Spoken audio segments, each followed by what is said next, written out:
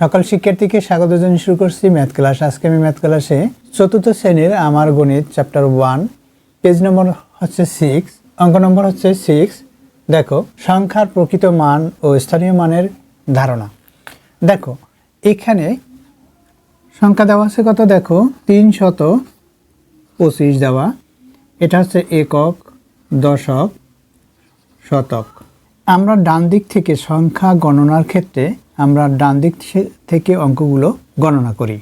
একটি সংখ্যার অনেকগুলো অঙ্ক থাকতে পারে, আবার শুধুমাত্র একটিও থাকতে পারে। দেখো, এখানে যেহেতু তিনটি অঙ্ক 1, 2, 3 একক, দশক, শতক, আমরা ডান দিক থেকে গুনতে গুনতে বাম দিকে যাচ্ছি।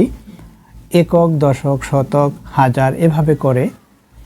এখন এখানে যেহেতু 3 অঙ্ক বিশিষ্ট শতক পর্যন্ত হয়েছে, প্রথমে একক, তারপর দশক, তারপর শতক, এভাবে করে সংখ্যাগুলো আমরা গণনা করি। যে কোনো সংখ্যার অঙ্কগুলো এভাবেই গণনা করা হয়। এখন এই যে প্রথমে একক অঙ্ক হচ্ছে 5। এখন 5-এর প্রকৃত মান কত?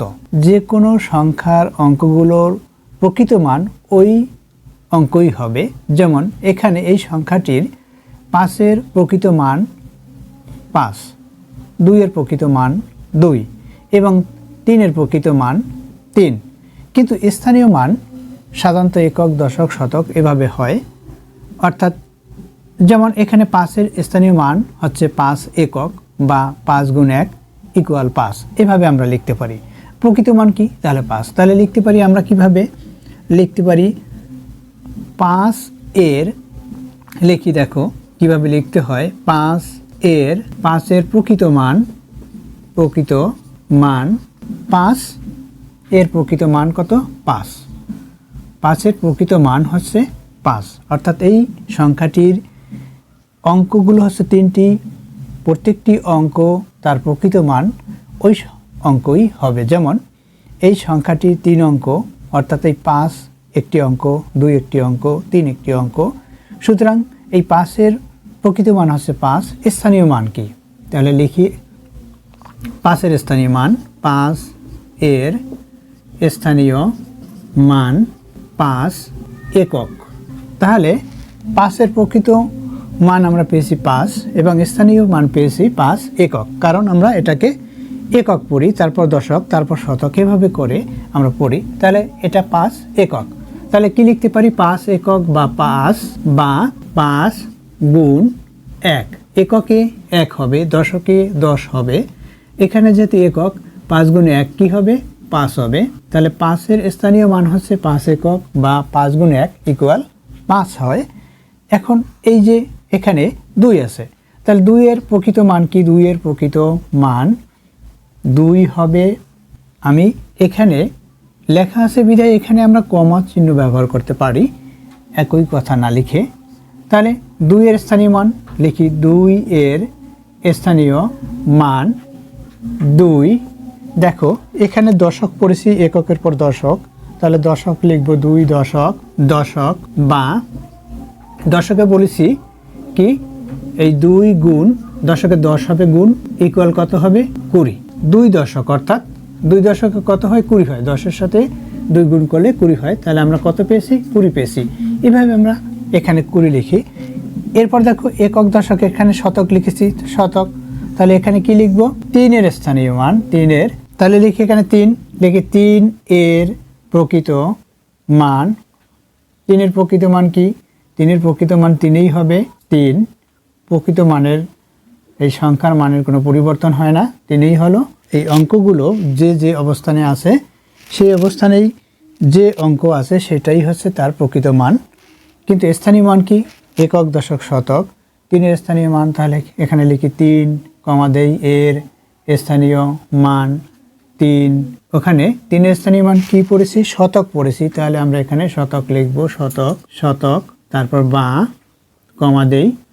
3 গুণ শতকে 100 হবে। 3 গুণ 100, অর্থাৎ 100 যদি গুণ করি 3-এর সাথে কত হবে? 300 হবে। এখানে 300 লিখলাম, অর্থাৎ 3-এর স্থানীয় মান কত পেয়েছি? 300 পেয়েছি। এখন এই যে সংখ্যাগুলো পেয়েছি, অর্থাৎ 5, তারপর 20, 300, এগুলো যোগ করলে কি হবে?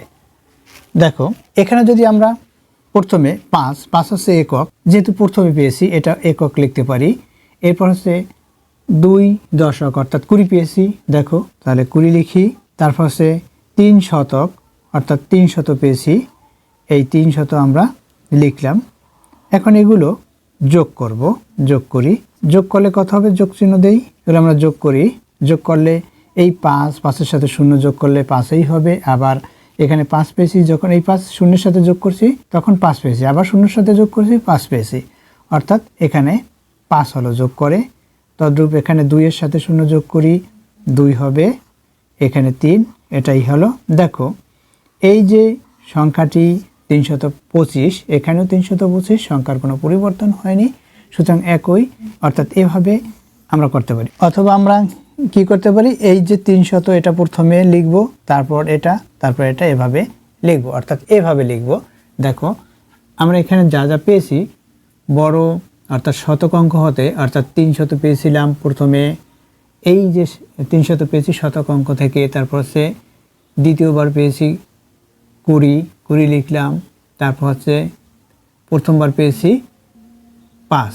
এখন এগুলো আমরা যোগ করব, এইভাবে যোগ করলে দেখবে এইগুলো যোগ করলে 325 হবে। ইতিপূর্বে দেখিয়েছি এখানে কিভাবে যোগ করতে হয়। দেখো তাহলে এখানে 3 এর প্রকৃত মান কি, 3 হবে। এখানে 3 হচ্ছে এর প্রকৃত মান 3। এখানে দেখো এটা হচ্ছে শতক, অর্থাৎ ডান দিক থেকে আমরা হিসাব করতে করতে বাম দিকে যাব, অর্থাৎ একক দশক শতক, এভাবে ক্রমে ক্রমে বাম দিকে। তাহলে এটা হচ্ছে একক দশক শতক। তাহলে 3 এর প্রকৃত মান 3 হলো। স্থানীয় মান কি, 3 এর স্থানীয় মান একক দশক শতক। এইমাত্র বলেছি যে এই যে মনে করতে হবে যে এখানে একটি শূন্য, এখানে শূন্য, অর্থাৎ এই যে সংখ্যাটি যেখানে আছে এই 3 প্রথমে লিখলাম, 3 এরপরে ডানের দিকে দেখো কয়টি অঙ্ক, 2টি অঙ্ক, তাহলে 2টি শূন্য হবে এখানে, অর্থাৎ 300 হলো। এই ইতিপূর্বে দেখিয়েছি কিভাবে 300 হয় সেটা। এরপর দেখো 2 এর প্রকৃত মান কি, 2 এর প্রকৃত মান 2ই হবে, এবং স্থানীয় মান কি, একক দশক, অর্থাৎ 2 এর ডানে একটি অঙ্ক আছে, সুতরাং একটি শূন্য হবে, অর্থাৎ 2 এর স্থানীয় মান হচ্ছে এখানে 20। 5 এর প্রকৃত মান কি, 5 হবে, স্থানীয় মানও 5 হবে, কারণ এটা 5 হচ্ছে একক অঙ্ক, এটা একক অঙ্ক, তাই অর্থাৎ 5-এর সাথে 1 গুণ করলে 5 অক্ষে 5 হয়। যেমন 2 এর সাথে 10 গুণ করেছি, দশক যেহেতু 2 দশক, দশকে এই ইতিপূর্বে দেখিয়েছি কিভাবে করতে হয় সেটা। এখন এগুলো আমরা যোগ করব, অর্থাৎ এখানে প্রথমে পেয়েছি কত, 300, তারপর পেয়েছি 20, তারপর পেয়েছি 5, এগুলো আমরা টোটাল করব, অর্থাৎ মোট করি। মোট করলে কত হবে, এটার সাথে এই যে ইতিপূর্বে দেখিয়ে যে যোগ কীভাবে করতে হয়, এই 5 শূন্যের সাথে যোগ, এই শূন্যের সাথে 5 পেয়েছি, 2 এর সাথে 0 যোগ করো, কি হবে, 2 হবে।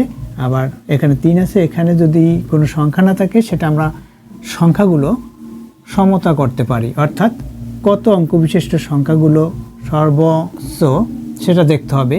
এই সংখ্যাটির কত অঙ্ক বিশিষ্ট হলো এখানে আমরা হিসাব করতে পারি 3 অঙ্ক বিশিষ্ট, সুতরাং প্রত্যেকটি 3 অঙ্ক বিশিষ্ট লিখে আমরা সমতা করতে পারি। কিভাবে দেখো, অর্থাৎ যেমন এখানে 3টি, তাহলে 3, এরপর দেখো এখানে কত, 2টি, তারপর 2 পেয়েছি, এরপর 1, এই যে সংখ্যাগুলো পেয়েছি সর্বোচ্চ কত, 3 অঙ্কই বিশিষ্ট এই 3টি অঙ্ক দ্বারা সংখ্যাটি গঠিত। সুতরাং এই প্রত্যেকটি অঙ্ক আমরা সমতা করার জন্য 3টি অঙ্ক করে নিতে হয়, তাহলে মানের কোনো পরিবর্তন হবে না, এভাবে নিতে হয়। যেমন এই 300, এখানে 20 আছে, আমরা যদি এই 20 লিখি সমতা করার জন্য এখানে 0 দিতে পারি, তাহলে এই 20-র কোনো পরিবর্তন হয়নি, অর্থাৎ 20 লেখা এবং 0 লেখা একই। এখানে 5 আছে, 5 লিখি, এরপরে সমতা করার জন্য এখানে আমরা 0 দিতে পারি, এরপর আমরা এভাবে যোগ করতে পারি, অর্থাৎ এভাবে যোগ করে যে উত্তর, এভাবে যোগ করলে সেই একই উত্তর হবে।